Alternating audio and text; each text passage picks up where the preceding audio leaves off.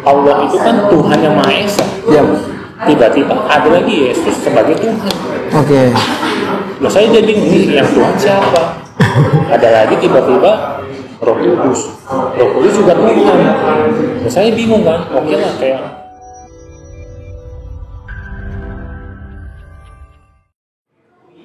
Bismillah, assalamualaikum warahmatullahi wabarakatuh. Gimana kok kabarnya, sehat kok ya? Sehat. Luar biasa. Alhamdulillah. Setelah beberapa kali gagal ketemu, alhamdulillah ketemu nih kok. Alhamdulillah ketemu. 3 minggu. 3 pekan. Iya, 3 minggu. Karena berbenturan juga kemarin sama Idul Adha kok ya. Alhamdulillah. Iya, repotnya di sini. Oke kok, mungkin boleh kita perkenalan dulu biar teman-teman sahabat Baitul Maqdis Channel bisa kenal Koko. Siap. Boleh? Ya, nama saya Rizky. Oke. Saya Chinese pastinya. Yes. Terus saya baru mualaf. Belum 1 tahun. Masya Allah. Masya Allah. Saya mualaf itu tahun 2024, 12 Oktober. Itu sebelum jadi mualaf tuh dulu agamanya apa kok? Saya Buddha. Oh, Buddha. Buddha. Nah, tapi banyak netizen yang kira saya tuh dari Kristen. Dari Kristen. Banyak yang kira. Banyak yang kira. Ternyata salah mereka semua. Saya itu dari Buddha. Kok bisa sampai ada teman-teman netizen tuh bisa nganggap kalau Koko tuh dari Kristen? Kenapa? Karena teologi saya tentang Kristen tuh besar. Ya, teologinya. Oke. Karena kan saya mempelajari. Karena waktu itu saya mau nyemplung ke agama Kristen. Oh. Tapi nggak jadi. Saya nyemplungnya ke Islam. Alhamdulillah. Karena ketemu Islam nggak nyangka sih. Sama sekali nggak ada di pikiran tuh ya? Nggak nyangka sama sekali. Kayaknya gue nggak mau masuk Islam. Tiba-tiba masuk Islam. Ini sih menarik sih. Iya. Nggak nih, saya mau tahu kenapa kau awalnya kan dari Buddha. Iya. Mau masuk Kristen. Kenapa mau masuk Kristen dulu? Jadi dulu sebenarnya mau masuk Kristen tuh karena dulunya sekolah di SMK Kristen. Oke. Jadi mempelajari lah. Katanya kan setiap Kamis tuh waktu itu kan saya sekolahnya di SMK Panjangkobar. Jadi setiap Kamis itu ada kebaktian. Oke. Jadi semua siswa mau agamanya apapun yang di sekolah di sana tuh wajib ikut. Oke. Jadi denger lagunya tuh enak. Oke. Ya, lagunya enak. Saya tuh sampai hafal. Bapak mengerti itu enak lagunya. Kayak lagunya enak banget. Jadi tuh saya tertarik. Kayak, oh gampang banget ya ini agamanya. Kayak cuma nyanyi, nggak harus baca parita. Kalau saya kan agama Buddha baca parita. Parita namanya. Baca parita. Oke. Kan baca parita terus harus ada gerakannya juga. Kan kalau di Islam kan rukuk kan. Nah, kalau di Buddha bukan rukuk, kayak itulah gaya cara ibadahnya. Itu kan harus tuh. Tapi kalau di Kristen enak banget nih. Duduk nyanyi ya. Duduk, berdiri, nyanyi, duduk, terus doa, selesai. Kayaknya kok simple banget gitu kan. Simple banget gitu. Terus ya akhirnya, tapi saya bingung tuh pas saya mau masuk kok. Karena kan sepengetahuan saya tuh Tuhan itu Esa. Betul. Tuhan itu Esa. Nah, saya tahu Tuhan Esa itu dari pas saya kecil. Itu kan ada azan. Oh, di TV. Oke. Iya, kan itu ada tuh kan. Iya. Tulisan tuh Tuhan itu Esa. Allah itu Esa. Oh, saya tahunya Tuhan itu Esa. Nah, pas saya mempelajari Bible juga, di Bible kan tulisnya Allah, bukan Allah. Ya, sama kan tulisannya. Oh, saya anggap sama. Berarti Tuhan itu emang satu. Satu, oke. Tapi tiba-tiba pas masuk pelajarannya, gurunya bilang Tuhan Yesus. Saya bingung lah. Allah itu kan Tuhan yang Maha Esa. Iya. Tiba-tiba ada lagi Yesus sebagai Tuhan. Oke. Loh, saya jadi ini yang Tuhan siapa? Ada lagi tiba-tiba Roh Kudus. Roh Kudus juga Tuhan. Loh, saya bingung kan. Oke lah kayak saya tanya sama beberapa teman saya juga bilangnya, ya itu kenapa Yesus dibilang Tuhan, itu Yesus sebagai jelmaan Tuhan pas di dunia. Oh, jadi manusia. Iya, jadi manusia. Menurut saya kayak harusnya Tuhan itu tidak sama kayak manusia, ya kan? Kalau Tuhan sama manusia, sama kayak manusia, berarti dia bukan Tuhan. Yes. Ya, dan karena harusnya Tuhan yang Maha Esa itu harusnya unik. berbeda dari makhluk. berbeda dari apapun, ya kan. Ya udahlah, akhirnya saya tanya sama guru, sama apa namanya pendeta tuh jawabannya kurang puas. Karena mereka cuma bilang ya kalau mau masuk Kristen ya cukup imani aja itu, cukup imani aja. Terus kalau ditanya ya bolak-balik aja, ya itu karena Allah itu punya roh, ya roh kudus. Allah itu mereka bukan dengan Allah ya, tapi Allah itu menjelma jadi manusia supaya untuk menghapus dosa manusia. Nah di situ kan saya belum, pada saat itu pas SMK kan belum belajar agama banyak, Yep. Cuman agama dasar saya agama Buddha sama Kristen. Akhirnya, tapi saya belajarnya dari debat. Oke. Ya di garis bawah ini debat. Debat ya. Ya debatnya Dr. Zakir Naik sama para misionaris, Wow. ya, dan sama para evangelis. Nah, saya nonton debatnya Ahmad Didan sama debatnya Zakir Naik, Dr. Zakir Naik. Itu kan yang debat sama mereka kan bukan kaleng-kaleng. Iya, kakap-kakap itu. Kakap-kakap. Iya. Saya mengharapkan jawaban yang masuk akal lah. Yang sudah itu yang bisa saya Memuaskan batin. ya, memuaskan dan saya bisa terima agar saya bisa masuk Kristen. Akhirnya, nah dari debat itu juga saya ternyata baru tahu kalau kitabnya banyak ternyata. Oke. Ternyata bukan kitab terjemahan yang, kalau terjemahan oke lah, karena kan bahasa kan banyak. Ya. Kalau terjemahan banyak itu Ya, oke. betul. Tapi ini versinya banyak nih.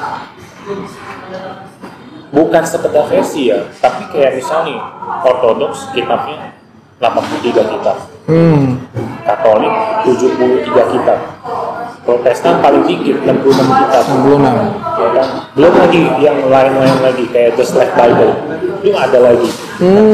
Yang saya bingung kenapa mereka harus berbeda, padahal di agama saya yang kemarin, agama Buddha, itu Tripitaka itu cuma satu. Hanya satu aja itu. Satu. Tapi karena Tripitaka itu Tripitaka betul. banyak banget kan. Tapi kalau dia dijadiin satu, itu pasti susah orang bacanya. Makanya kalau Tripitaka itu Dipecah-pecah ya. dipecah-pecah. Misal nih pembahasannya mau membahas soal sila, belinya di bab sila aja. Oh. Misalnya terus ada bab tentang hukuman neraka, jadi belinya itu aja. Oh, dia persup aja gitu ya. Rusak ya, bukan yang versinya beda-beda, bukan. Nah, ya saya bingung itu kenapa versinya banyak, ya kan. Akhirnya saya pelajari lagi lah, ya kan. Ternyata Bible itu kenapa bisa beda, karena apa ya, yang membuat itu, yang maksudnya kita anggap pemimpin agamanya lah. Yep. Ya kan, kayak misalkan Katolik tiba-tiba jadi Protestan kan karena siapa ya? Karena lupa saya namanya. Martin Luther. Karena Martin Luther kan. Ya. Oh, karena Martin Luther ini yang nggak suka sama bab ini dibuang. Akhirnya bikin lah yang Perjanjian baru itu. perjanjian baru segala macam lah. Jadinya cuma 66 kitab. Ya. Oke gitu. Jadi berarti ini agama suka-suka orang tuh. Ya kan? Suka-suka yang kalau misalkan dia mau ya diambil, kalau enggak ya dibuang. Kan nggak bisa kayak gitu menurut saya kan. Oke. Makanya akhirnya terus saya perdalam juga dari sejarahnya segala macam. Ya kan? Kayak misalkan nih sejarah Yerusalem nih. Nah di sini banyak nih ternyata orang Kristen itu yang nggak paham sejarah Yerusalem. Kenapa akhirnya Yesus itu diutus ke Yerusalem? Yep. Ya kan? Setelah Musa datang itu kan, Musa itu kan menolong Bani Israel itu untuk keluar dari perbudakan Mesir. perbudakan Mesir. Setelah Musa kan ada tuh nabi-nabi lain kan. Yang lain ya. Nah kenapa Bapak harus mengutus Yesus lagi? Kenapa coba? Gak ada yang bisa jawab orang Kristen. Tahunya mereka, oh itu untuk menebus dosa manusia. Nggak seperti itu. Karena gini loh, kalau misalkan kita lihat dari sejarah Yerusalem, itu setelah Mesir kan ada yang menjadi itu Babilonia, Babylon, Asuria, Romawi. Nah, setuju gak kalau misalkan saya bilang semua negara yang menjajah negara orang itu pasti meninggalkan budaya mereka Iya. atau memaksakan kepercayaan mereka. sepakat, saya setuju. Sepakat ya. Iya. Nah, sekarang kita runut satu-satu. Babilonia, dia percaya Trinitas. Apa namanya? Tamus. Ya itu Asuria, itu paganisme. Tuhannya kepala manusia, Badannya hewan. punya sayap, elang. Romawi sama Triteos, kan percaya 3 Tuhan. Kayak misalkan Jupiter, apalagi ya? Jupiter, lupa lah. Pokoknya nanti ada Artinya Trinitas. ada Zeus, ada Poseidon, Poseidon segala macam. Itu kan percaya mereka Yunani. Nah, Yunani. makanya kenapa Yesus diutus ke Yerusalem? Yaitu Untuk membantah. untuk menarik kembali nih, Tuhan kita Esa. Oh, I see. Tuhan kita Esa bukan 3. Makanya Ya. kan jelas tuh di perjanjian baru kan. Di ayat mana saya lupa. Yesus bilang, Israel, Tuhan kita Esa, Tuhan kita satu. Itu menuju kemana? Untuk membantah tadi peninggalan Babylon dan lain-lain Untuk itu. membantah itu. Bukan tiba-tiba dia datang ngomong kayak gitu tanpa alasan. Yep. Ya kan kayak bisa kita ngambil kejadian Nabi di perjanjian lama, kayak Nabi yang diutus ke Niniwe. Tahu siapa? Anyway, itu Nabi Yunus. Ya kan? Dia diutus ke Niniwe, kenapa? Niniwe kan menyembah berhala. Iya. Tujuannya apa? Supaya kasih tahu Tuhan itu Esa. Kita lihat lagi nih Nabi Lut. Ya kan, Nabi Lut diutus ke mana? Sodom. Kan? Tujuannya Nabi Lut ke Sodom apa? Untuk kasih tahu kan perbuatan rakyat Sodom itu nggak benar. Iya. Melenceng. Ini kan fokusnya ke sana. Bukan yang tiba-tiba Tuhan itu Esa, bukan. Iya. Kan dosanya mereka kan Betul. soal itu. Betul. Makanya didatangnya mereka di soal itu, bahwa perilaku itu tidak benar, tidak bagus. Itu zolim namanya, ya kan? Makanya Yesus diutus ya karena itu, karena pengaruh Babylon segala macam, apalagi Romawi kan? Romawi kan juga sama, Triteos tadi meninggalkan Trinitas itu ya. 3 dewa. Ya kan? Makanya banyak orang Kristen yang nggak paham. Nah ini saya kasih tahu nih. Nah ini bukan cuma buat orang Kristen, tapi untuk Muslim juga. Jadi Muslim supaya akidahnya tuh makin tebel, makin kuat. Jadi kalau misalkan tiba-tiba dia mau murtad, ya semoga nonton video ini. Pernah ada kok emang? Ada. Gimana tuh ceritanya? Jadi pas di ngaji cerdas, kan saya bikin konten juga. Iya. Saya bilang kan kalau misalkan ada yang mau murtad, mendingan ngobrol dulu sama saya. Ada yang mau ngobrol sama saya? Oke. Ada. Yang Menarik. ke TikTok gitu. Ada yang mau ngobrol sama saya. Ada. Akhirnya ya kayaknya sih dia nggak jadi murtad. Alhamdulillah. Ya alhamdulillah kan. Meskipun dia udah hampir percaya tuh sama doktrinnya di Kristen, ya saya jelasin begini ya kan, sejarahnya begini dia begitu ya, akhirnya dia nggak jadi murtad gitu. Alhamdulillah. Karena dia pun yang memurtad tuh nggak tahu kalau Bible itu ternyata banyak versi. Bukan sekedar versi ya, tapi memang beda denom, beda kita. Ya kan? Nah, kalau misalkan orang Kristen nih mengcounter, di Islam juga banyak kok golongannya. Iya, golongannya banyak. Bahkan itu udah dijelaskan sama Nabi Muhammad SAW. Ya kan? 73 golongan. Itu lebih luar biasa lagi. Belum terjadi, udah diramalkan. Iya kan? Nah, 73 golongan, tapi yang Al-Qurannya banyak gak? Cuma satu. Nah, ada lagi yang keliru. Bilang Al-Quran tuh banyak versi. Ternyata ya itu mazhab. Ya ampun. Mazhab ya. Mazhab beda, mazhab sama Al-Quran beda ya kan. Mendingan yang pakai konten gitu tuh untuk melawan Islam itu mending di take down aja. Itu namanya bikin malu ya kan. Harusnya belajar dulu baru bikin konten. Jangan bikin konten baru belajar. Kebalik ya kan. Nah makanya dari situlah mungkin itu orang baru kebuka, ternyata begini ya. Jadi alhamdulillah dia nggak jadi murtad. Alhamdulillah. Nah itu berarti tadi kan berangkatnya dari pencarian ya? Iya. pencarian tadi kok bilang itu setahun, berarti mualaf belum ada setahun. Iya. Artinya ini masih hangat banget nih kok ya. Iya, Masih hangat banget. Nah, itu kan berangkat dari kritis ya, sikap yang kritis terhadap agama yang tadinya mau masuk. Iya. Akhirnya nggak jadi masuk sana karena banyak yang nggak sesuai sama apa yang koko terima. Gitu. Iya, betul. Salah satunya tadi ternyata ketika didalami itu banyak sekali PR-PR yang harusnya sebenarnya bisa terjawab ya. Yesus diutus itu bukan hanya sekedar untuk menebus dosa aja. Akhirnya itu tuh pas udah dapat jawaban itu mundur dari itu. Nah, Untuk masuk Kristen. yang pasti saya mundur untuk masuk Kristen. Nah, saya itu kenapa saya tiba-tiba bisa masuk Islam itu benar-benar nggak terduga, Mas. Gimana tuh kok bisa nggak terduga? Kayaknya Asik. saya juga kaget, kayak buset dah, kenapa tiba-tiba bisa masuk nih, gitu. Jadi kayak gini ya, saya kan udah belajar 7 tahun kan soal Kristen. Teologinya saya udah tahu, sejarahnya apa gitu. Ngelotok lah ya. Pokoknya dari sejarah apa ya, setelah apa namanya 1000 tahun itu ke 900 sekarang itu saya udah belajar sejarahnya, pokoknya udah ada ilmunya saya. Nah, saya tuh cukup penasaran orangnya. Jadi saya udah punya ilmu, saya udah punya banyak apa ya istilahnya literasi. Saya tuh mau ngajak diskusi teman-teman Kristen gitu, kayak di YouTube di Instagram kayak itu saya debat. Oh, sempet seneng ya, gitu ya? Saya seneng debat, saya debat lagu di sana. Nah, jadi orang Kristen tuh kira saya ini Muslim.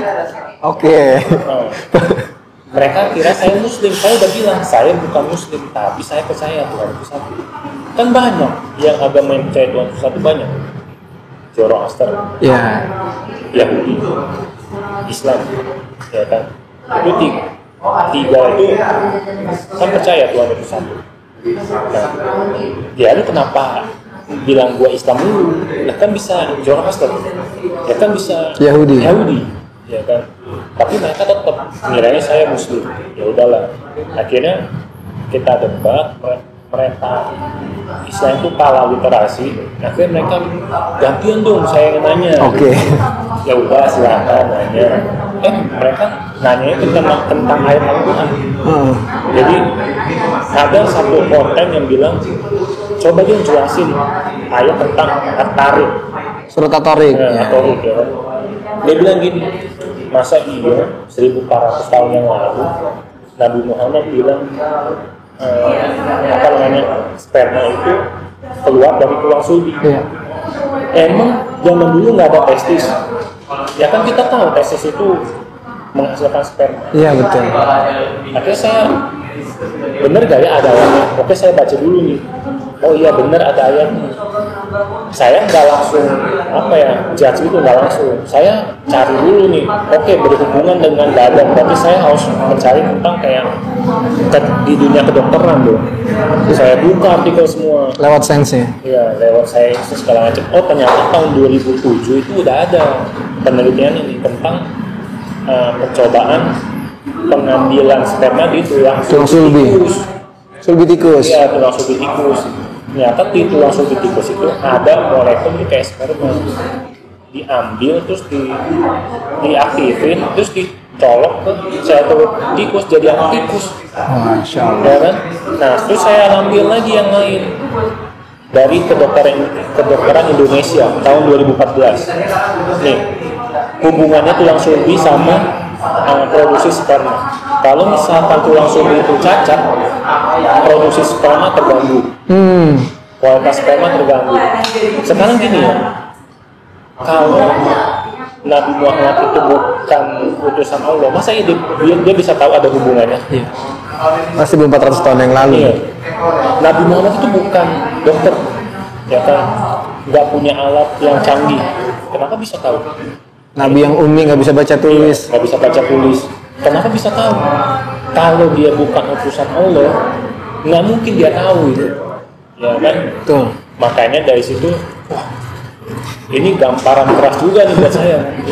Ini kalau saya nggak mualaf ini bahaya ini, bahaya nih. Karena sekarang gini ya, oke lah, kita juga tahu ya, kayak misalnya kan sperma itu dari testis, Yap. ya kan? Tapi belum ada yang tahu ternyata tulang sulbi itu berhubungan secara tidak langsung produksi sperma, ya kan? Yap. Itu belum ada yang tahu. Nah, justru Al-Quran ini sungguh luar biasa menurut saya ya, karena tanpa apapun Al-Quran itu bisa menjelaskan itu ada hubungannya loh, ya kan? Nah, manusia tahu itu ada hubungannya pasti baca, pasti ada sumber dulu. Ya kayak sekarang gini deh, orang Islam itu tidak pernah mencobai Al-Quran. Yang pernah mencobai Al-Quran siapa? Orang kafir. Ya kan? Kayak misalkan ya kayak tadi, itu penelitian juga di mana? Di luar sana. Di Investor. Mereka dapat dari mana? Dari Al-Quran. Mereka tujuannya kayak gitu apa? Mau ngetes kan, bener gak ada hubungannya? Ternyata ada. Kaget dong mereka ya. Dong.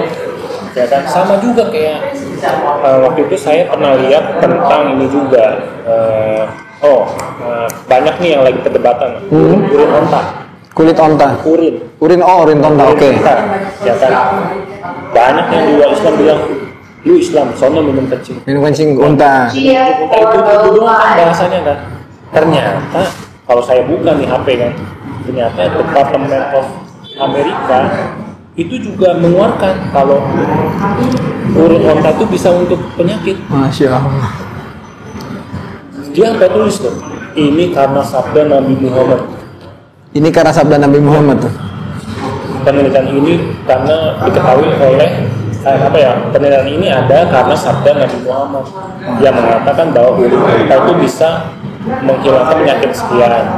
Itu penelitian ada karena baca Al-Quran. Mereka sambil tes ternyata ada fungsinya, ya kan? Nah kalau Nabi Muhammad itu nabi palsu, masa iya bisa tahu? Kok bisa make sense gitu ya? Bisa match banget gitu. Bisa match gitu. Belum lagi soal yang lain kayak misalkan segini gitu. Kita buat simple aja. Ada di Al-Quran kayak gini.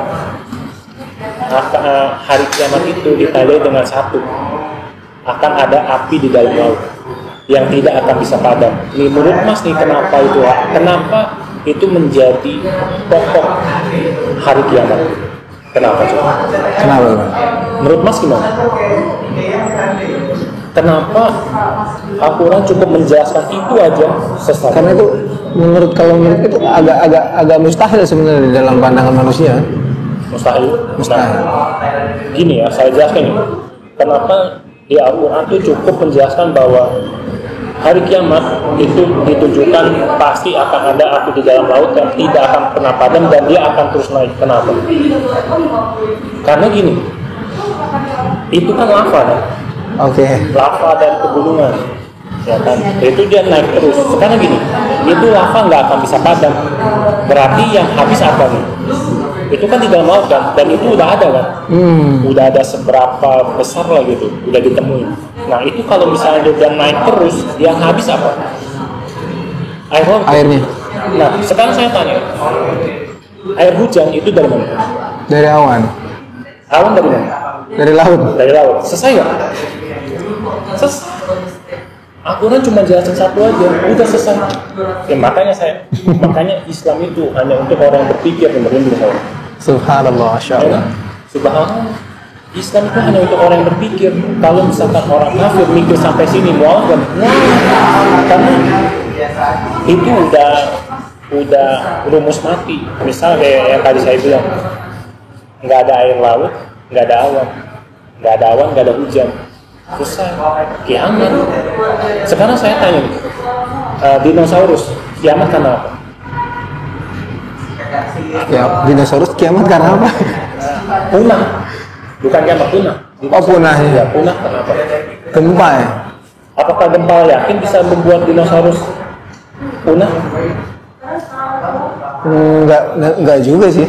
Katanya meteor datang, katanya lava. Oke. Apakah bisa bikin dinosaurus punah? Nggak akan bisa, kecuali kalau air laut habis. Kejadian dinosaurus itu udah diramalkan juga kan di Al-Quran, yang akan terjadi sama kayak di kehidupan manusia. Artinya sejarah itu berulang. Iya, itu akan berulang gitu. Nah, makanya di sini saya mulai mikir nih, kalau saya nggak mualaf itu bahaya nih. Karena bukan cuma ini doang kan pemberitaan di Al-Quran yang akan terjadi gitu. Kayak misalkan 1000 tahun lalu udah dikasih tahu nih kalau ada gunung yang berwarna-warni. Ya. Ada warna hitam, di tengahnya ada garis putih. Ada di China. Ada di China, betul. Gunungnya warna-warni. Ada warna-warni di tengahnya garis putih. Iya. Ini kalau orang yang nonton nih, kalau misalkan non muslim itu kalau nggak mualaf bahaya. Atau itu ya, air laut yang terpisah warnanya berbeda, Iya. tapi kayak ada dinding. Iya. Ya kan, tapi nggak bisa bersatu. Sungai di dalam laut itu. Iya, sungai di dalam laut. Ya kan, ada di dalam laut ada air tawar. Ya. Itu semua udah jatuh. Nah, yang saya bingung nih, itu udah bener semua, kenapa ada yang udah nonton ini non muslim tapi masih mikir itu nih? Karena Allah masih tutup hatinya kayaknya. Iya, masih tutup. Hidayah itu belum. Kan hidayah mahal banget tuh. Betul, hidayah. Itu tuh. Makanya setelah saya mualaf, saya menganggap tuh rezeki yang paling besar tuh hidayah. Masya Allah. Hidayah. Karena apa ya? Percuma orang dapat gelar sampai gelarnya segitu banyak, tapi setelah nonton konten ini, setelah lihat benar Al-Quran, dia kagak mikir jauh. Nah, percuma itu pinter, percuma. Benar, percuma. Karena sekarang gini ya, saya buat pertanyaan deh. Kalau Mas nih ketemu seorang orang pinter, terus orang pinter bilang gini, Mas besok dapat 1 miliar jam 3 pagi. Besoknya Mas, bener ditransfer orang jam 3 pagi. Mas percaya gak sama dukun itu? Percaya. Percaya. Siapa yang nggak percaya? Tapi kenapa Al-Quran udah menjelaskan segitu banyak yang sampai udah detail, sampai udah terjadi, tapi orang belum mau mulai. Kadang orang lebih percaya dukun daripada Al-Quran. Subhanallah. Itu bahaya. Bahaya. Orang bisa lebih percaya sinse daripada Al-Quran. Aneh. Makanya ya mungkin benar hidayah itu mah. Itu prosesnya gimana, Mas? Kok akhirnya oke lah gue mantap kok jadi malak. Itu prosesnya gimana tuh? Itu jadi pas saya tahu Proses pas mau syahadat itu. Jadi pas saya tahu ayat At-Tariq, Surat At-Tariq gitu. Saya langsung mikir, ini hidayah nih buat saya. Karena yang saya nonton, yang kayak saya tahu kayak gunung itu pasang, dan gunung seperti pasang, terus semakin tinggi itu semakin susah bernafas. Ya, oksigen hilang. Terus itu kan semua saya lihat dari konten YouTube, lihat dari Kodomi, lihat dari konten orang. Ya. Nah, ya ayat At-Tariq ini langsung nih pas saya berdebat, ini saya dikasih tahu juga, dikasih tahu kebenaran. Wah, ini kalau saya nggak mualaf, ini saya orang fasik. Oke. Saya orang munafik. Makanya saya langsung udahlah gas mualaf. Tapi sebelum masuk mualaf itu kan sebelum berikrar 2 kalimat syahadat ini ada nggak sih itu halangannya, entah dari keluarga, entah dari apa gitu? Oh, halangannya banyak. Terutama itu dari mama saya. Oke. Ya kan? Nah, pas saya mau mualaf, saya ngomong di perempuan, Mak, mau masuk Islam.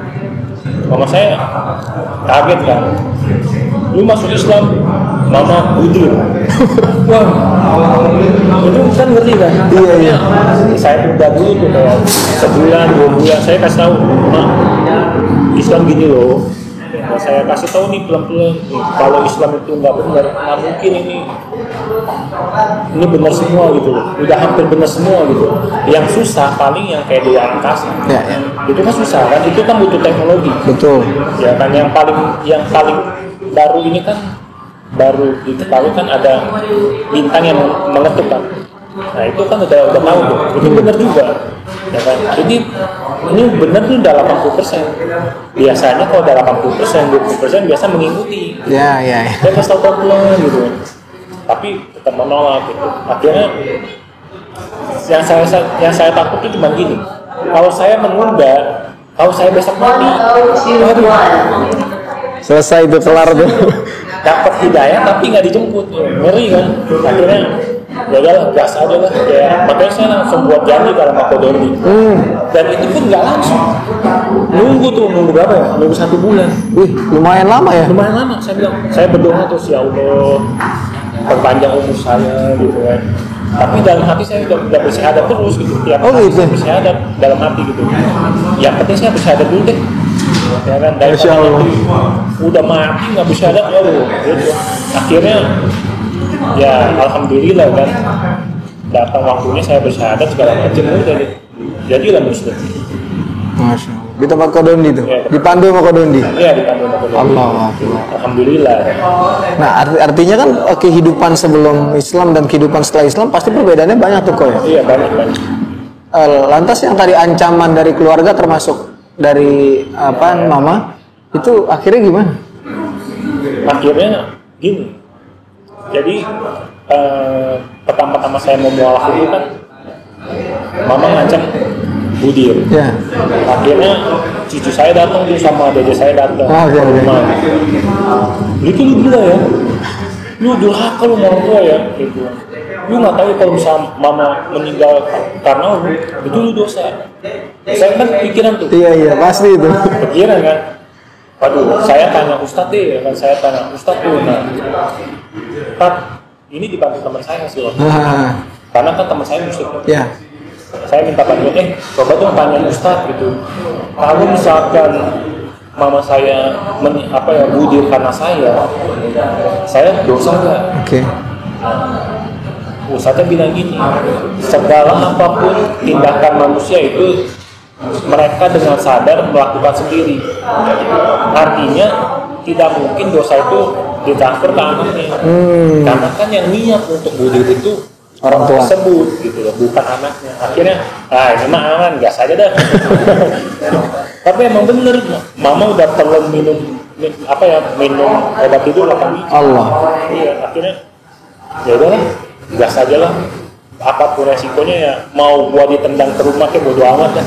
Mau nggak dapat harta bodo amat dah. Udah nggak kepikiran tuh kok ya? Udah, yang penting gua ya, muslim aja. Muslim aja. Daripada besok gua mati. Luar biasa, Masya Allah. Ya, akhirnya udah gas. Gitu. Nah itu artinya sekarang orang tua dan keluarga menerima? Akhirnya alhamdulillah menerima. Masya Allah. Ya, mama tuh, terutama mama sih sekarang jadi mendukung juga gitu. Jadi nggak masak batu. Kalau kadang sholat Jumat tuh agak lupa, mama bilang sholat. Akhirnya diingetin juga gitu. Alhamdulillah akhirnya mereka begitu. Masya Allah. Luar biasa, ini sampai resiko terberat itu kan dilempar dari rumah, nggak boleh bawa apa-apa. Udah siap saat itu ya? Udah mah siap lah, siap. Karena kan dari dulu kan saya udah mandiri. Oh, oke. Ya kan, jadi saya bukan yang dicekokin dulu kan sama kakak orang tua gitu. Saya udah nyari duit dari pas kuliah gitu. Wih mantap, Masya Jadi Allah. ya duit ada, di tabungan sendiri ada. Jadi ya udahlah. Yang penting urusan saya sama Allah nih bener dulu nih. Ya. Urusan saya sama Allah bener. Ya, jangan sama manusia dulu, yang penting sama Allah dulu. Makanya gas lah. Mau saya didepak, mau dicoret, itu terserah. Yang penting saya nggak dicoret sama Allah. Masya Allah. Itu dulu. Artinya kan kalau masuk Islam ini sama sekali nggak ada intervensi dari siapapun ya? Ya nggak ada. Justru Nggak ada. karena pencarian itu ya? Iya, karena pencarian itu ya. Perbedaannya apa kok sebelum Islam sama setelah masuk Islam? Perbedaannya sih gini ya, kalau pas sebelum tuh ngoyo banget sama terlalu ngoyo sama ini loh, kayak kehidupan di dunia. Tapi setelah masuk Islam kayak harus balance gitu. Makanya saya sholat 5 waktu. Ya kalau ada bolong-bolong dikit, itu pun Proses lah. proses ya kan. Tapi alhamdulillah selalu lebih banyak 5 waktu. Nah kemarin juga puasa kan full.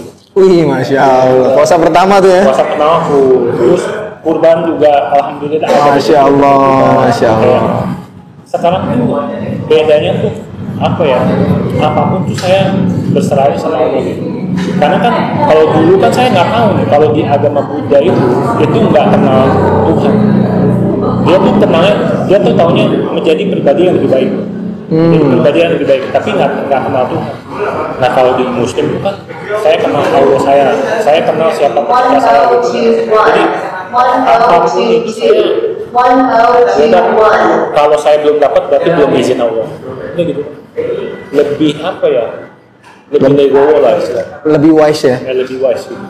Kayak tapi kadang saya mikir sih kayak emang beda ya, mungkin kalau orang yang udah jemput hidayah lihat orang yang belum jemput hidayah itu kadang gimana ya, kok bisa ya mereka belum jemput hidayah padahal udah banyak banget kebenaran di Al-Quran gitu. Itu yang kadang saya mikir ya, kenapa ya, apa yang membedakan saya sama mereka gitu. Kadang saya mikir gitu, pinter bisa jadi pinteran lain kan, mungkin saya nggak ada apa-apanya dibanding profesor ya kan. Tapi kenapa mereka nggak bisa mikir sampai sana ya? Itu yang bikin berbeda gitu. Tapi karena tadi hidayah dan taufiknya ini nggak mereka dapetin dan mereka nggak mencari itu.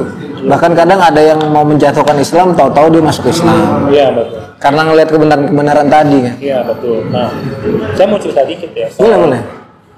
Akhirnya ini kan saya pencarian Kristen lama kan, dan Islam saya ketemu Islam kan 31 tahun baru ketemu. Iya. Nah otomatis kan sebelum saya benar-benar masuk Islam tuh saya belajar dulu kan Islam tuh kayak gimana sih. Iya. Nah Nabi Isa sama Yesus Kristus kan sama, Pribadi yang sama, cuma namanya aja beda kan. Nah kalau ada Kristen yang bilang beda nih, coba lu komplain tuh ke gereja Isa Masih. Kenapa namanya Isa Masih? Kenapa tuh? Itu lu komplain dulu dah. Yes. Nah, jadi di sini saya cari penengah nih. Ini tidak mungkin beda pribadi. Dan tidak mungkin beda cerita. Saya harus tahu nih cerita mana yang benar.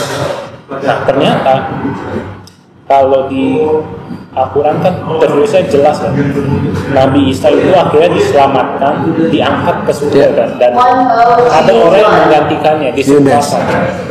Nah di sini pihak Kristen tuh banyak yang nanya siapa yang ganti. Sekarang gini, simple, Allah itu sekali lagi Islam itu untuk orang berpikir. Jadi kalau Allah langsung menjelaskan orang ini yang digantiin, nanti Islam itu hilang tuh untuk orang yang berpikir itu bukan lagi tuh. Justru kita harus mencari kebenaran dari situ. Nah di sini akhirnya saya mencari benar gak ya Yesus itu diangkat atau disalibin. Nah sekarang gini, ada ayat di Yohanes ya. Jadi gini, Yesus sebelum di ke Taman Getsemani, mereka kan perkumpulan itu The Last Supper kan. Jelasan. Nah, itu jelas tuh Yesus pas mau The Last Supper dia lepas jubahnya, terus pakai kain linen kan, diikat di pinggang. Nah itu kain linen itu kan dipakai untuk ngebersihin kaki muridnya kan. Iya. Dan itu kan kain linen itu kan kayak handuk. Nah banyak orang yang nggak tahu nih kain linen itu sebenarnya kayak handuk. Oh. Daya serapnya itu lebih tinggi daripada handuk.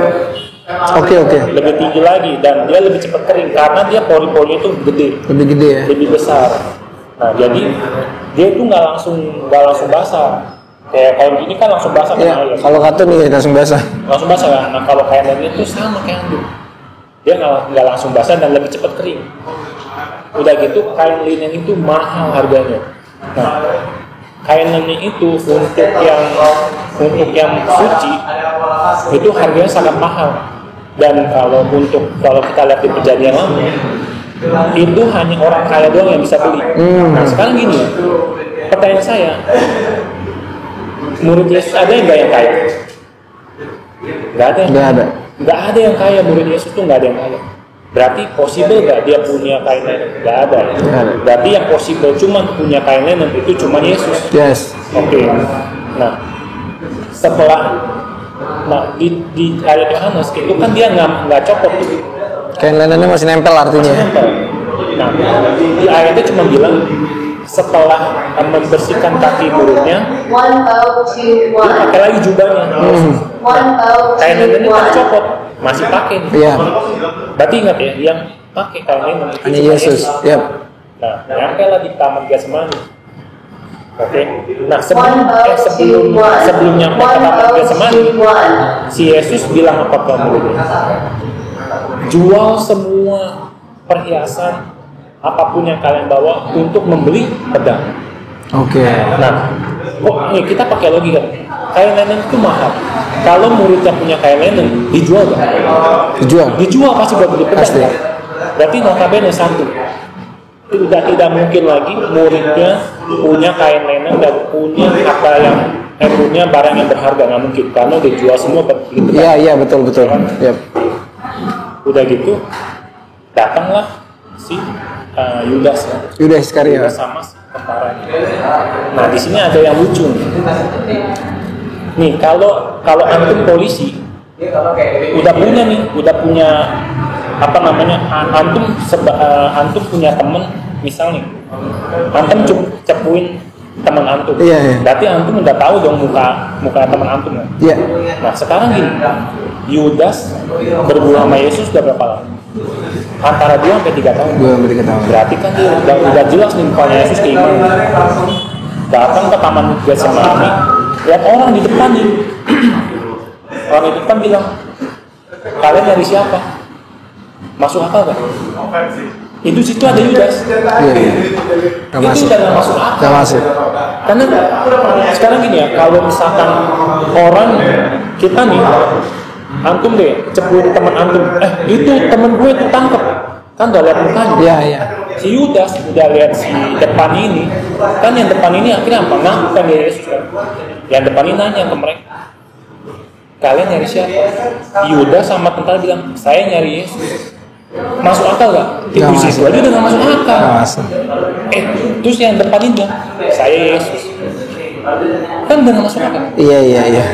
Nah, ceritanya pas dia bilang saya Yesus, si Yudas sama si tentara Roma itu mundur ke belakang. Nah, kalau saya lihat itu tafsiran saya itu dia kaget.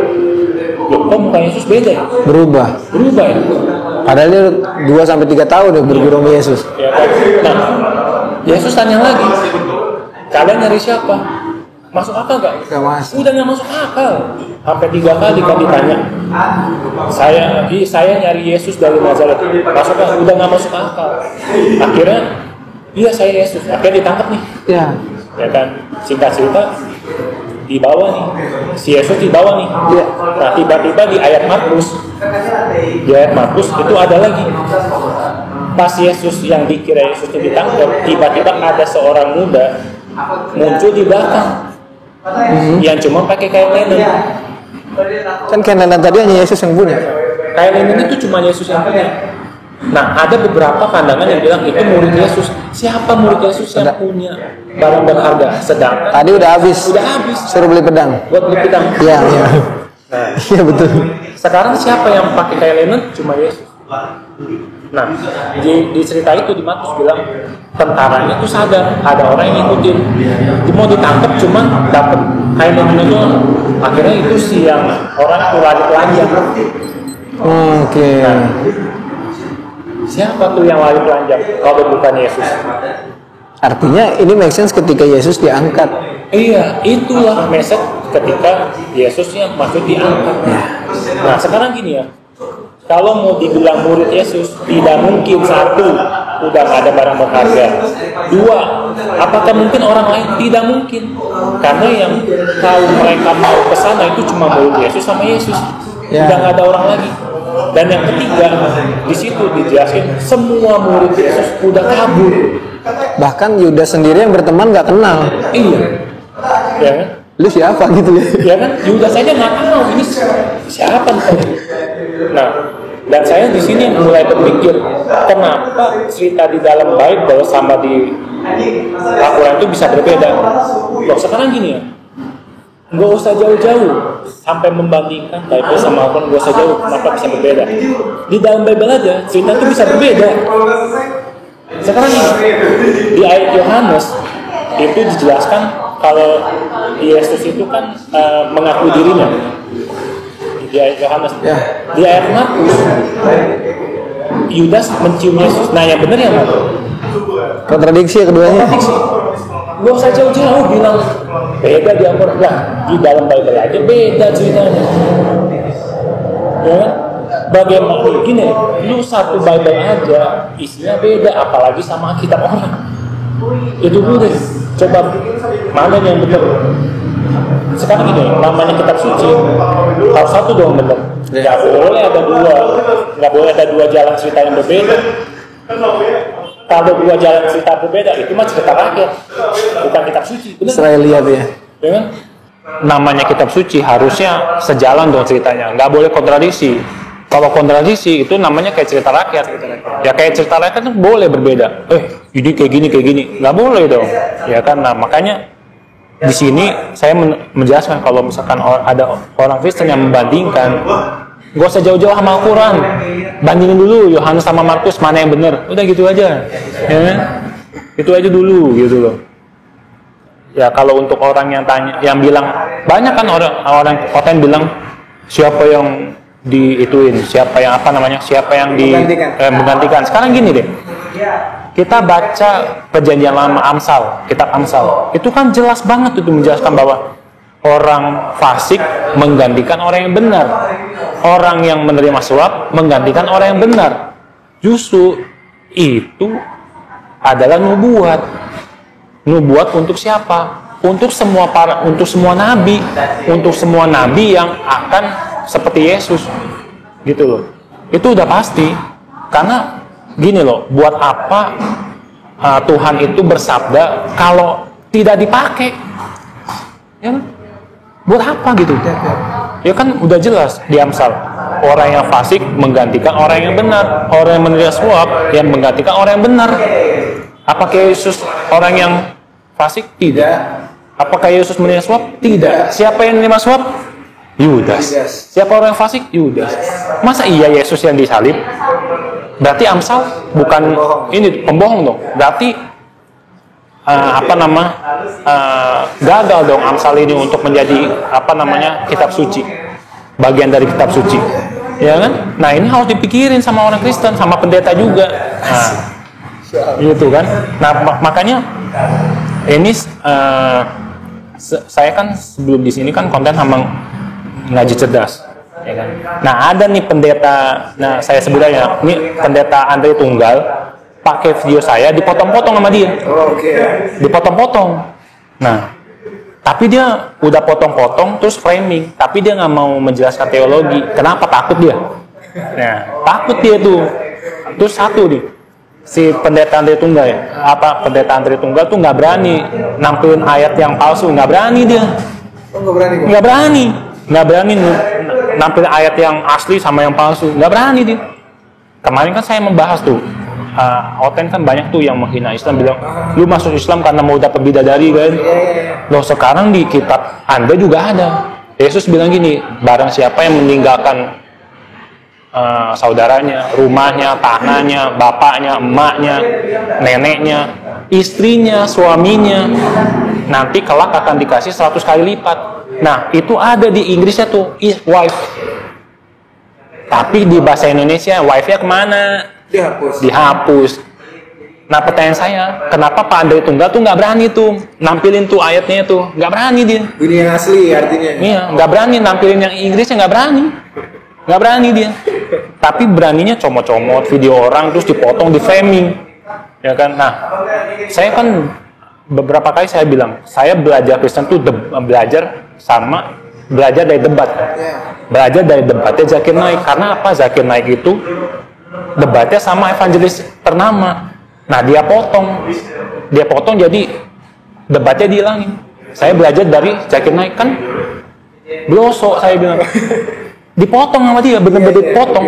Nah maka dari saya ngonten sama yang lain-lain, saya udah bilang saya belajar debat, saya belajar agama Kristen itu dari debatnya Zakir Naik.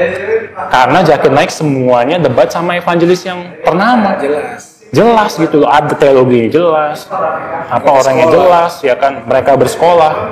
Dipotong sama pendeta Andre Tunggal, Dipotong bagian debatnya, jadi saya belajar sama Dr. Zakir Naik, ya kocak. Kalau belajar dari debat. Iya, padahal belajar dari debat. Karena kan sekarang gini, kenapa saya belajar dari debat? Satu, mereka berdua kan saling membuka bukti, saling adu literasi. Siapa nih yang jujur, siapa yang bohong? Ya kan itu nggak bisa kabur, nggak bisa kabur, ilmiah kan. Nah makanya saya belajar dari debat, bukan belajar dari pendetanya. Kalau belajar pendetanya, cukup imani aja. Saya sampai situ. Ya? Iya, sekarang gini aja deh. Waktu pas saya mau masuk Kristen, saya tuh diajak mantan saya nih ke gereja. Saya tanya pendetanya, coba dong jelasin saya soal Tritunggal, saya belum ngerti. Dia tanya, oh kamu agamanya apa? Buddha. Dia bilang gini, oh sama kok, di Buddha sama kayak Kristen. Di Buddha Buddhanya banyak, di Kristen Tuhannya sama banyak lah. Ya kan ngaco, ya kan. Saya bilang sama gini ke pendetanya, Pak, di Buddha itu nggak pernah ngeklaim kalau dia Tuhan. Buddha itu adalah sang guru. Lah kan guru kan boleh banyak. Tuhan nggak mungkin banyak. Dia bingung, langsung, saya di atas ada acara, nanti saya balik lagi. Saya tungguin 30 menit sampai 1 jam itu nggak keluar lagi pendeta. Akhirnya saya pulang. Nah, bagaimana saya mau belajar sama pendeta kalau kayak gitu jawabannya? Ya kan? Nah itu dia. Terus lucu juga si Pak Ade Tunggal bilang, saya tidak percaya kalau ada pendeta yang ngomong seperti itu. Maaf nih Pak Pendeta ya, denom lu aja banyak. Denominasi. Lah sekarang gini, pendeta yang ada gak yang pendeta yang nggak percaya Tritunggal? Ada gak pendeta yang nggak percaya Unitarian? Ada. Lah kenapa lu nggak percaya ada pendeta yang nggak bisa ngejelasin Tritunggal? Ya kan ngaco, ya kan? Ya paling itu aja sih. Nah terakhir kok sebelum kita tutup, ini mau minta insight lah dari Koko buat teman-teman mualaf yang lagi diuji dalam perjalanannya dia gitu ya, atau sebagian Muslim yang juga diuji dengan terombang-ambing imannya. Boleh kok disampaikan buat teman-teman mualaf yang lagi berjuang. Kalau untuk yang mualaf itu udah keputusan yang sangat baik ya. Nah apapun ujiannya itu pasti ada. Namanya kita hidup pasti ada ujian. Nah paling kalau misalkan struggle-nya soal apa dulu nih? Ya kan kalau soal iman ya pasti kembali lagi pegang Al-Quran, pegang hadis. Jangan percaya sama ustadz, jangan percaya sama haji, jangan. Boleh percaya kalau ustadz sama haji itu sejalan sama Al-Quran, sama hadis, ya. Kalau sejalan, nah kalau misalkan udah nggak sejalan, jangan diikuti, gitu loh. Karena dari dulu saya juga kayak gitu, dari sebelum Islam. Yang pegangan saya itu kitab suci, apapun itu kitab suci, gitu loh. Kalau ada yang melenceng, berarti dia nggak benar. Udah jangan diikuti, gitu loh. Apapun itu. Makanya kan udah jelas kan di Al-Quran bilang pegangan itu cukup Al-Quran, gitu loh. Nggak usah percaya haji, nggak usah percaya ustadz segala macem. Pegang aja Al-Quranmu gitu. Kalau kamu kurang percaya sama ustadz, kurang percaya sama haji, ya udah baca aja Al-Quran. Baca Al-Quran, baca hadis, tanya ustadz yang lain, coba sependapat gak sama ustadz yang sebelumnya gitu. Kalau nggak sependapat ya udah, coba lihat mana yang sejalan sama Al-Quran sama hadis. Udah itu doang. Karena yang bisa membimbing orang tuh ya Al-Quran aja, gitu. Makanya saya bilang kan, saya itu nanya ustadz, kalau dia sesuai jawabannya ya baru saya ikuti. Kalau nggak sesuai ya ngapain? Gak usah dia orang fanatik yang ngikutin ustadz, jangan. Ikutilah Al-Quran gitu. Jangan ustadznya diikuti, Al-Qurannya yang diikuti gitu loh. Ya kan? Harusnya gitu. Nah kalau untuk yang mau murtad, baca lagi deh. Bandingkannya itu kitab sucinya dulu. Gitu loh. Kalau yang mau murtad, bandingin kitab sucinya dulu. Misal nih mau kemana pun ya, coba bandingkan dulu. Dia ada berapa versi? Ada kontradiksi gak? Udah gitu, kayak misalkan lebih banyak mau murtad kan ke Kristen ya. Coba lihat Bible-nya berapa versi. Coba lihat Al-Quran berapa versi, ada gak Al-Quran yang lain 1, 2, 3 ada gak? Nah, sedangkan di Bible ada. Coba dibandingkan itu dulu. Gak usah jauh-jauh konsep ketuhanan, gak usah. Kitab sucinya dulu. Karena mau apapun pedoman orang beragama itu kitab suci. Udah pasti kan? Bukan omongan orang, tapi pasti kitab sucinya dulu. Gitu. Semuanya pasti kayak gitu. Makanya ya itulah, kitab sucinya dulu pasti dihituin. Gak usah jauh-jauh kayak peraturannya lah, gak usah jauh-jauh. Nabinya lah, gak usah jauh-jauh. Kitab sucinya dulu dibandingin. Gitu. Itu udah paling benar, paling simple gitu. Kalau misalnya ada kitab sucinya beda denominasi, beda kitab suci, nah itu udah pertanyaan besar, ya kan? Ya itulah paling itu sih jawaban paling simpel ya, paling simpel sama paling masuk logika ya, itu doang sih. Gitu. Oke, makasih banyak Ko Riki. Makasih banyak. Mudah-mudahan ke depan kita bisa berjumpa lagi ya. Amin. Karena sibuk banget nih pengusaha yang satu ini. Amin. Sukses terus Ko Riki. Amin. Sehat terus keluarga semuanya. Ya semoga kita akan mati dalam keadaan Islam. Amin. Assalamualaikum warahmatullahi wabarakatuh. Waalaikumsalam.